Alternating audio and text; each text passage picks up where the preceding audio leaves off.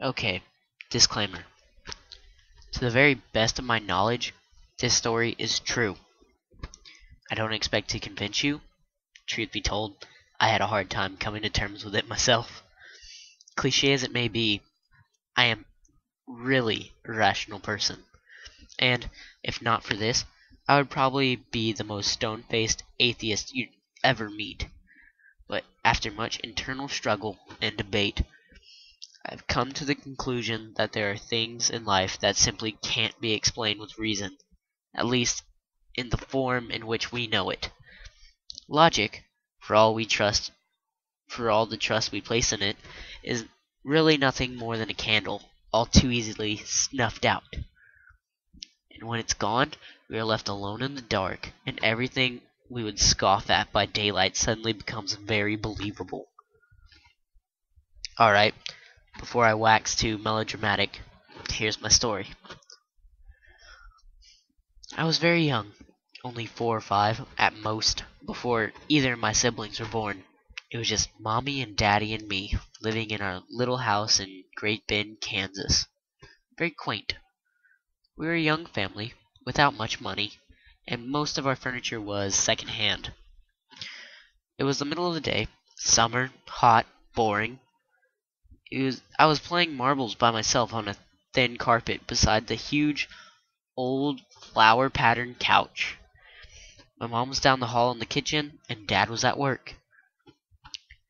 Why I was trying to roll marbles around the carpet, I didn't know. We had a perfectly good linoleum floor, after all, but there I was, swishing the marbles back and forth, happily bouncing them into each other. Then, in my overzealous enthusiasm, I rolled too hard.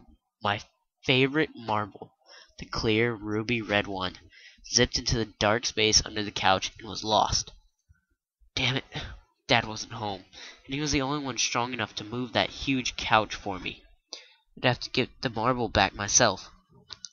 I reached my hand under the couch, tentatively at first, then deeper. Encountering no marbles, I pulled my hand out in disappointment. Then a hand reached out from under the couch back to me. I remember the image vividly, and I suspect I always will. It was a slim hand, tapered fingers, a woman's hand. It was gnarled and wrinkled, as if aged, and it was dead black. Not black as in African, black as in dead. Of course, back then, I didn't know that corpses blacken as they decompose, so I didn't know what the black meant. The hand reached out to me as far as it could, which was just up to the wrist. Then it retreated under the couch. Then it emerged again, this time pushing with a little crumpled up plastic bag with a logo on it I didn't recognize. It waited, as if expecting me to take the bag. Then, when I didn't, it pulled the bag back under the couch and was gone. I got up, walked down to the kitchen, and told my mommy what had happened. Why didn't I run screaming, or at least run? I don't really know. All I can say is, I was a little kid. The hand reaching out from under the couch at me didn't seem like that huge a deal. Yet, I hadn't learned what was and was not permissible in reality. I had no worldview. Mom was skeptical, but walked me back to the couch and explained how I was probably imagining things. She even reached her hand under the couch to convince me that nothing was down there. Later, Dad lifted the couch up for me, and the only thing under it was, of course, my missing marble, plus a few more marbles I didn't even remember losing. But here's the scary part.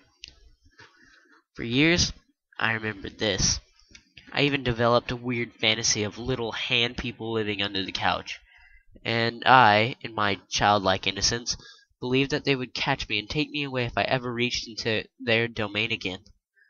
Then, as I grew older, I wrote the memory off as a dream I had as a child. Cute, but silly. Then, a few years ago, I recounted the story to my mother. she gave me a funny look and told me she remembered it because, after all, she had been there. She told me that she remembered me coming into her in the middle of the day and telling her about the hand under the couch, and remembered being highly disturbed by my story, since I was an extremely quiet, well-behaved kid who didn't ever lie. Then she told me about the couch itself. According to her, she and Dad had gotten the couch from the estate of an old woman who had actually died on it. Ugh. This was the first time I heard about this. But it sure explained why they got rid of the couch within a month of my story. But here's the part that truly frightens me. Even to this day. The part I have to try so hard to get out of my mind some nights. Remember that bag the hand pushed towards me? I've never forgotten the logo that was on it, and recently I saw the same logo again on what looked like the same type of bag